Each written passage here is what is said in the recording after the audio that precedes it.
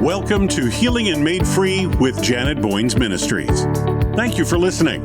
Janet will be talking about her struggle with addiction, alcohol, drugs, eating disorders, unwanted same-sex attraction, and living a homosexual life. Janet has survived all those things by the grace of God. Janet's not a doctor, she's not a therapist, she's not a psychotherapist, she's not a licensed counselor. Janet is an ordained pastor and wants to show you God's promises, how God has set her free, and how you can be set free. What He has done for her, He will do it for you. If healing and freedom are what you want, you have come to the right place at the right time. Let's get started. Here is Janet Boynes. Hey, everybody. I am so excited that we have a special guest on tonight who just wrote a book not too long ago, Whatever Happened to Emily. We have Dr. Gillies is a retired trauma-informed therapist who has spent many years researching the exploding cross-sex identifying phenomenon. Dr. Gillies, welcome to our Mom's Group tonight. It's so great to have you. Well, I'm really excited to be here, and I have another announcement for you because, Janet, 3 weeks ago, I published this, The Ultimate Deception, and it is the truth about gender-affirming care. So I was just completing it when my other book came out that we did the interview about. So it's, it's getting me into some trouble in Canada.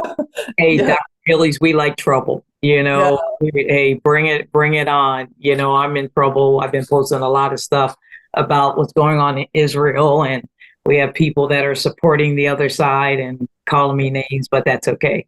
However, this is where God called us, and so exactly I'm excited for what you're doing, and thank you for standing up for right standing with God. Dr. Gillies, before I start asking you questions, why don't you tell us a little bit about yourself? And I know you're a doctor, you got your doctorate, but a lot of people don't know where you live or what area you're in. I want you to share that with them. Sure, I'll kind of bring you up to date. So I live in Ontario, Canada, in a rural area about 2 hours north of Toronto. And a little bit of history about me. Our family story, I published that. It's called Damaged by the Predators Among Us. I published that in December. And that's really what fuels my fire in this debate and in the context of the LGBTQ and to speak truth. So my children, my boys were raped. I won't say sexual abuse because it's so general, but they were raped chronically by my first husband, who was homosexual, and his boyfriends. And so that's a little bit of history that kind of propelled me into this battle. I remarried a few years after I divorced this man. And then 2 years after I remarried, I just felt a real call of God to pursue education. I had only graduated from grade 11, so I didn't even have a high school diploma. But my second husband has been so wonderful. And he said, yeah, you need to do this. And I had two pastors that said, yes, you need to. So that began the process of higher education. And I completed my master's and then practiced. So my focus in private practice was trauma therapy, and specifically adult survivors of complex trauma or chronic sexual abuse.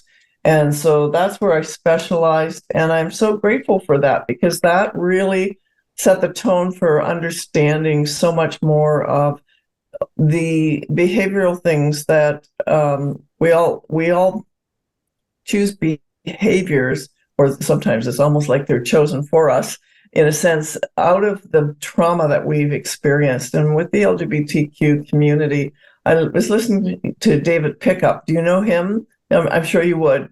Yeah, he's a very good friend. He's on, actually, him and I and Jonathan Alexander just put together an 8-hour curriculum. So David will be on a call with me tomorrow at 10 o'clock. We have a meeting regarding this. We're getting ready. David is a good friend. He's on my speaking circuit. He's on my team.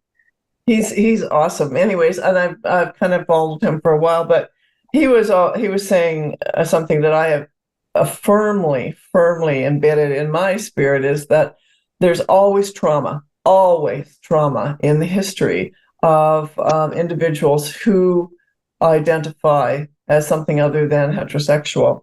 And, that includes pain of a whole lot of different kinds, terror and shame. And so whether the trauma is sexual abuse or, there's been attachment injuries, or there's different kinds of trauma, grief over a parent's suicide, or, there can be all kinds of traumas that predispose us to certain behavioral patterns in our lives. And so as I was listening to David, I thought, he's so right. And he was talking about the untreated, unresolved trauma, but also in our current generation, an assumed offense. Like there's this sense of assumed offense, even when there hasn't been offense.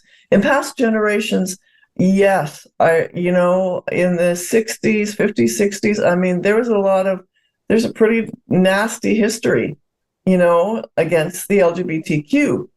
And there was a genuine need, I think, for the church in general, in the large perspective of the church, to begin to understand that some of these identities and behaviors were birthed out of deep pain. And we missed it, I think the church really did a lot of damage in many ways. But at the same time, the church represents hope for the lost. And so we are living in a day where we're seeing the church kind of waffle back and forth and wanting to affirm identities, but not understanding that in reality, they're neglecting to deal with the deep roots of trauma and injury that these individuals have. And this isn't about beating up parents. This is just stating the truth. And, there's so much pain there. And I know my own son, my eldest son, who has a chapter, my two sons have a chapter in the book, Damaged by the Predators Among Us. And so they are very forthright. I mean, I've reread their chapters a few times, and every time I read them, it breaks my heart. But I also am so grateful for their honesty. And my oldest son was part of the LGBTQ community for about 11 years. And I mean, he states right off, I know I was there because I thought that the only way I could find love was from another man, because that's how the only way my father expressed love to me. And, so there's so much pain, there's so much woundedness. And I love what you have there, called out. I think we are called out to address these issues and to help people. Mm-hmm. So there we go. That was a long-winded kind of overview of where I'm coming from. I became a Christian when I was 18, before my first marriage, actually. So if it hadn't been for Jesus, I'm not sure where I would be myself. Dr. Gillies, you talked about trauma. Of course, Gail is a professional counselor and specializes in trauma, EMDR. I'm sure you know a lot about that, and she's very good at what she does. But when you talk about all the moms on here has a child, out there living a life of homosexuality. Of course, you had a son out there, which I'm assuming is no longer. No, he's not. Yeah. When you heard about your son being molested, what were your thoughts and how did you find out about it? Okay, so I had been remarried all of 2 months. Let me back up a little bit. I had known that my former husband had had multiple homosexual affairs. He told me. It started about a year after we were married. And I didn't find out immediately, but then over the course, we were married 14 years, and he did tell me about some of them. And close to the end of our marriage, he said he'd had about 27 homosexual affairs, and I believe that he probably had more. I don't know. It doesn't really matter.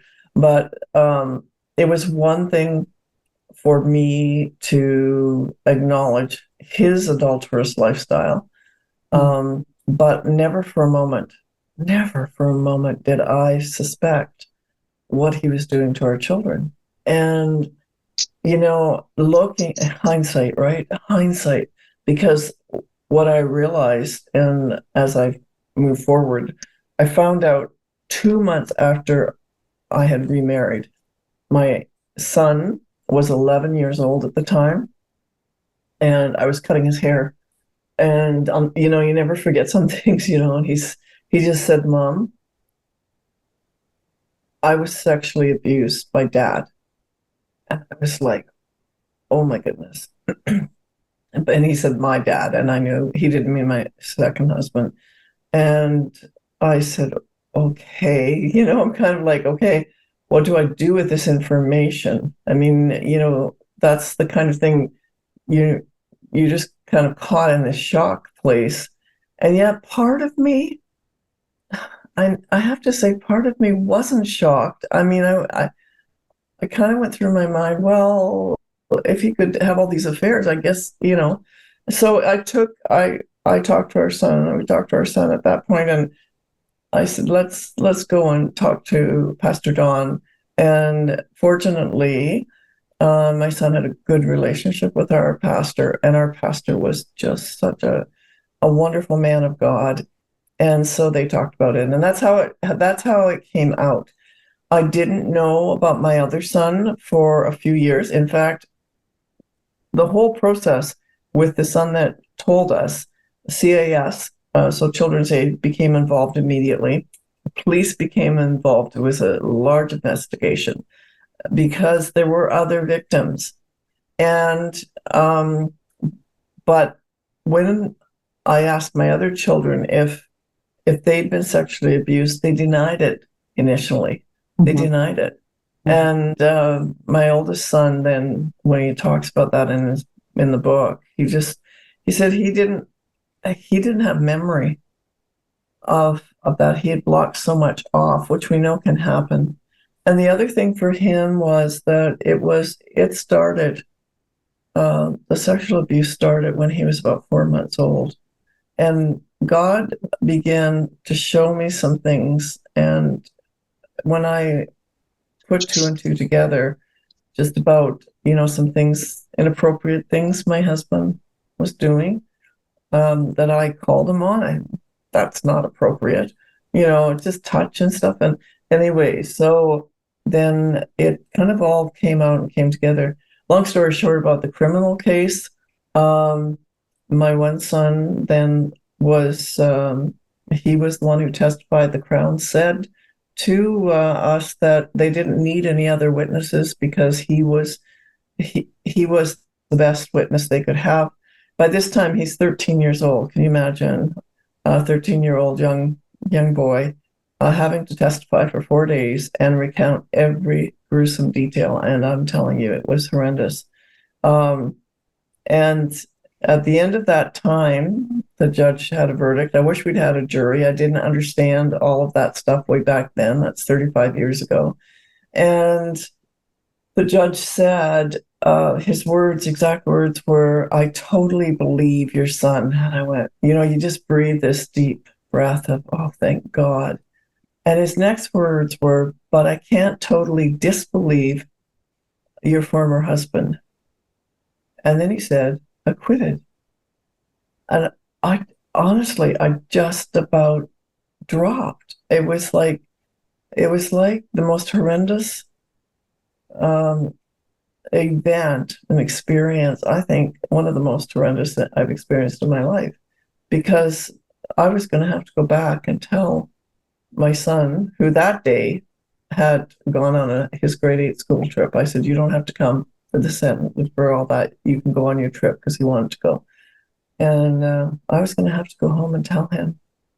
what had happened after all that. So yeah, it's not an easy road, is it, ladies? It's really tough, with all of these things. So that's my I'm point. going to let the ladies ask some questions a little later, but I want to piggyback on what you said. Of course, I've been raped by my mother's husband, and years later, 10, 15 years later, I found out my youngest sister was molested and raped.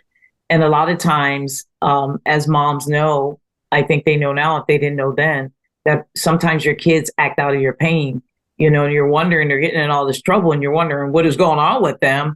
And they're afraid to tell you. I'm not sure if any of the parents here, child that they know of, have been raped or molested, if they came out and said anything. But I have a question, and I'm only asking this question not to embarrass you in any way, but it's a question that I know many people would want to know. I want to know because I wanted to know, how did my mom not know, but it didn't happen at her house.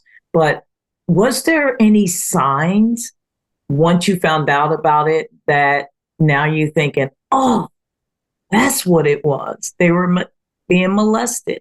Were there any signs that you can look back on and think, that's what it was? Um, Looking back in my first marriage, I honestly did not see any signs. And I think one of the reasons for that is that he was very good at covering things up. The other thing is that he threatened my children that he would either kill them or kill me. And so um, they couldn't tell. They couldn't say anything. And the other thing, and forever I look back and think, oh my goodness, Lord, why wouldn't I have known? Because I beat myself up about that for a long time. It was very hard to forgive myself because these are my children. And looking back, I was working, especially the last 5 years of our marriage, which really was, well, all of it was, he abused, almost the whole entirety of our marriage. But I think the last 5 years was even more intense. And I was working 3 jobs, and you're trying to keep the family afloat, and he wasn't working. And, looking back, I'm thinking, oh my goodness, I knew things weren't good in our marriage, but I never suspected. I really honestly trusted him with our children. He seemed, and to the outward appearance, the ideal dad. He was the model dad, he was the one who was there, and kind of, because I was working, he would make dinner and he would do things, and my neighbors thought he was wonderful. And, just kind of that boy next door kind of person. And he just was extremely manipulative. And the fact that the children were told, don't you ever. And I think with me being gone too much, way too much. And here's the dilemma, working moms, right? All of the stuff that can go on behind the scenes. So I feel like I've paid very dearly for that, and I'm not happy with it.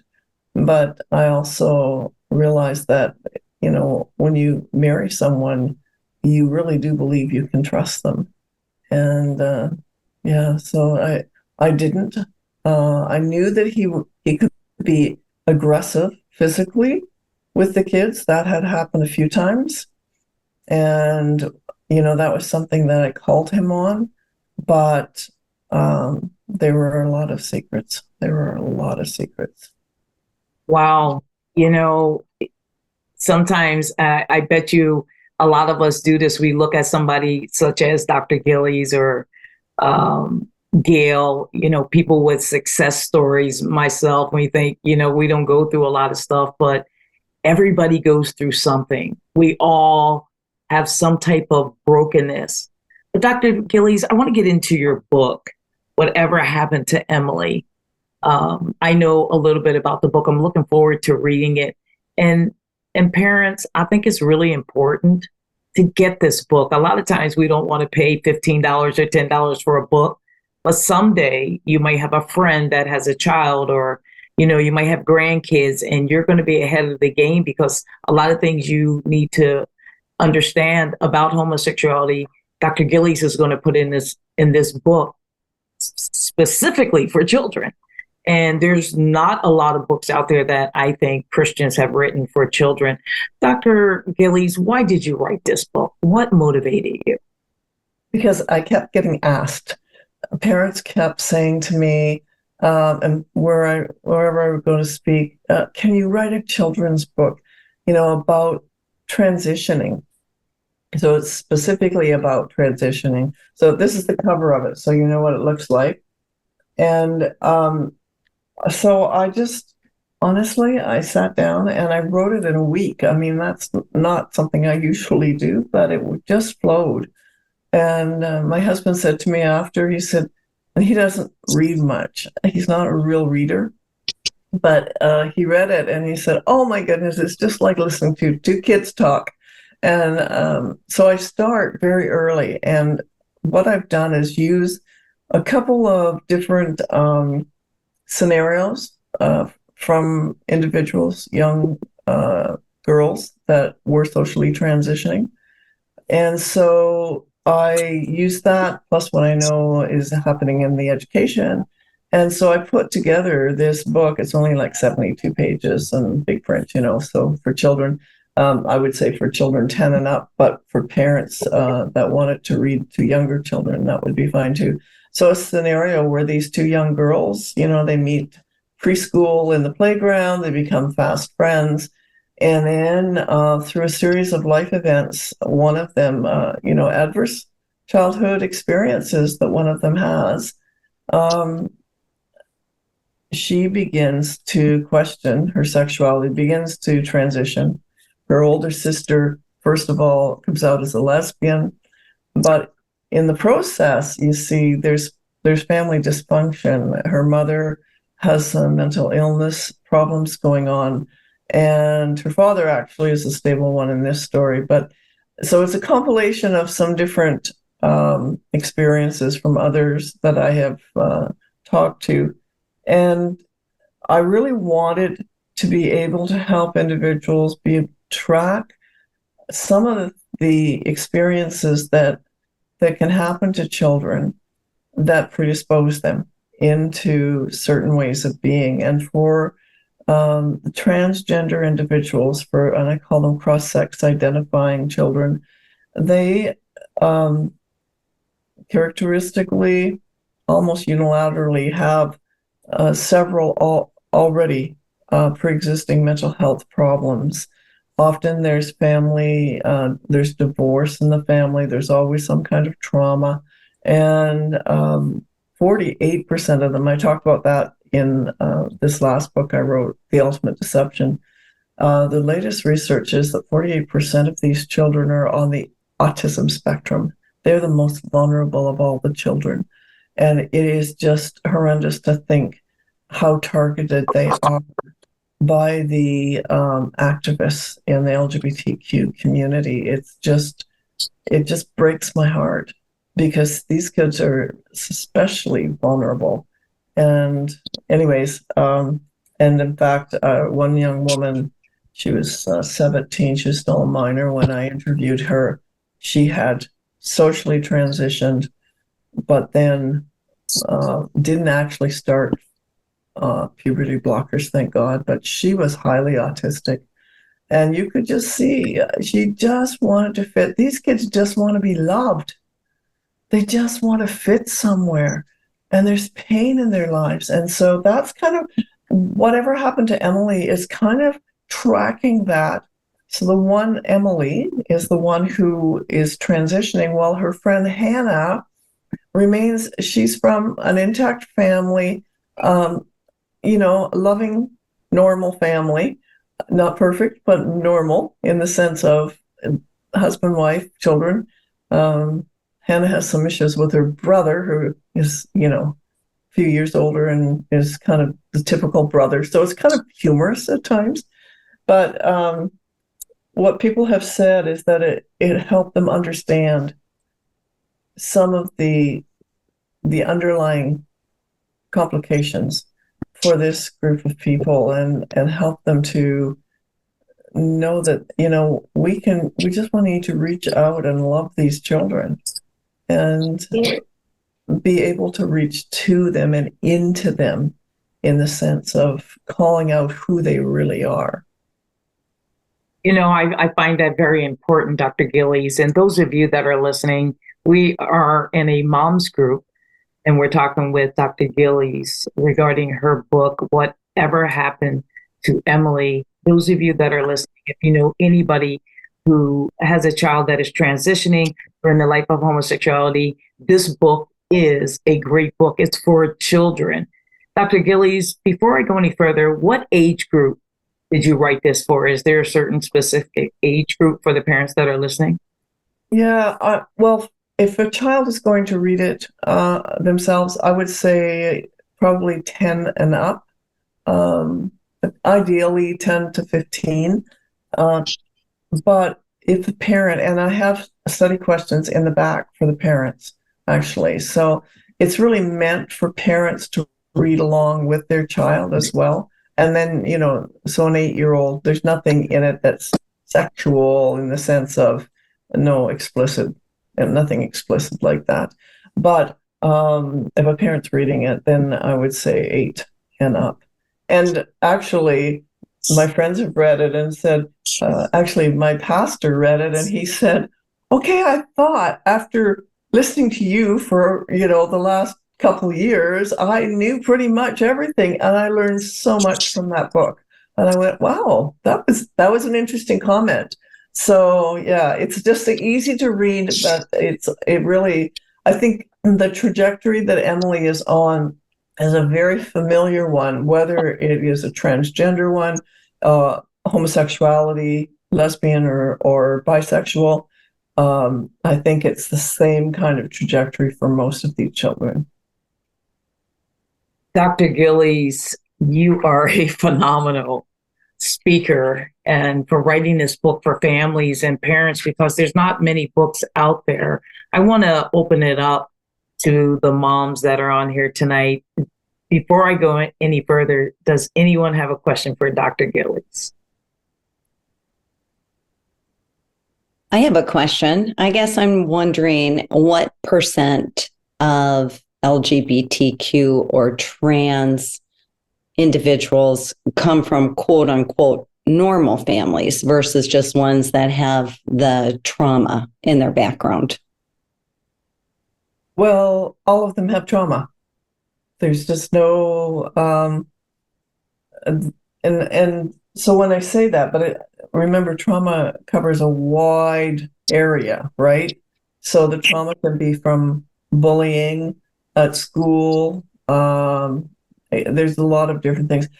I'm not suggesting that they can't have come from normal families. And I think we're seeing more of that in this generation, because what's happening in our education system is kids in normal families are all of a sudden deciding that they were born in the wrong body.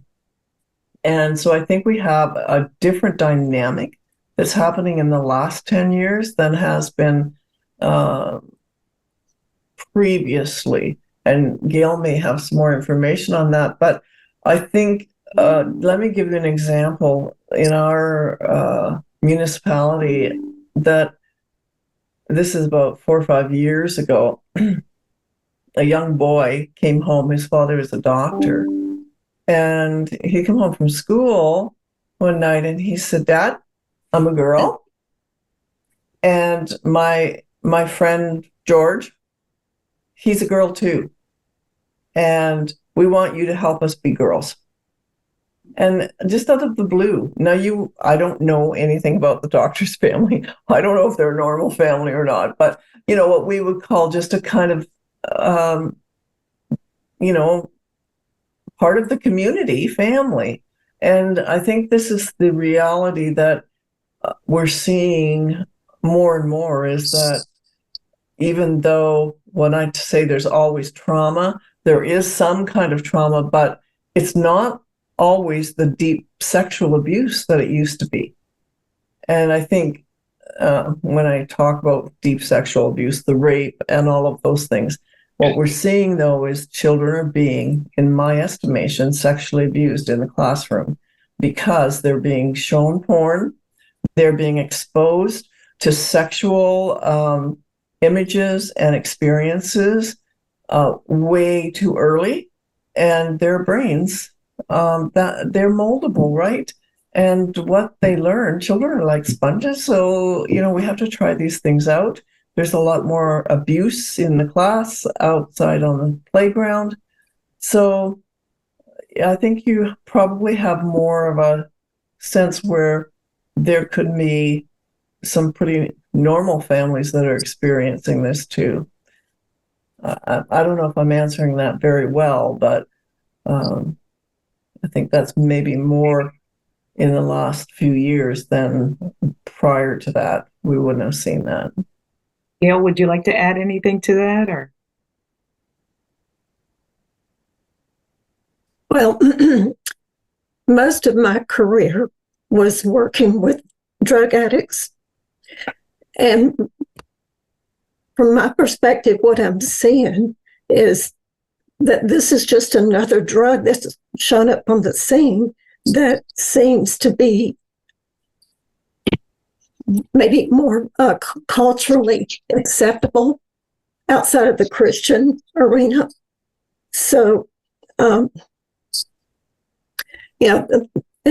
Dr. Gillies, I know you're familiar with it. Darcy, when you ask your question, and Dr. Gillies is explaining, we all have trauma.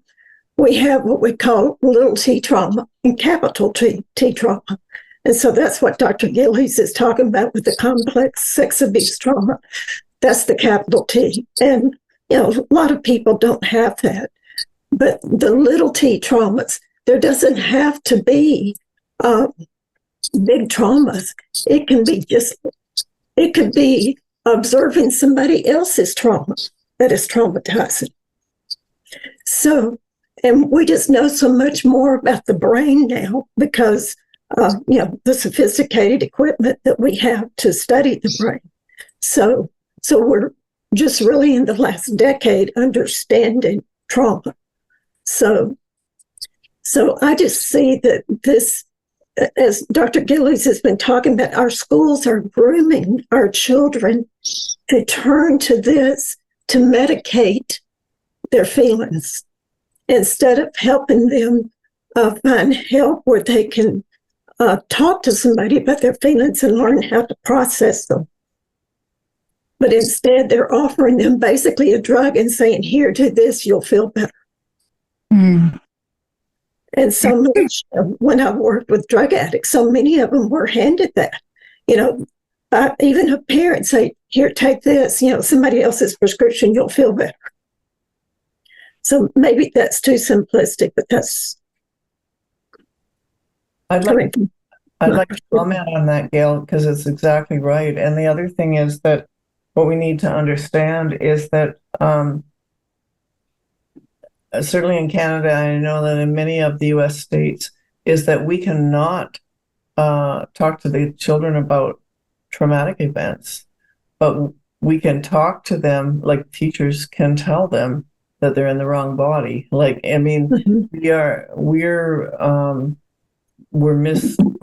they shouldn't even be diagnosing, but they misdiagnose.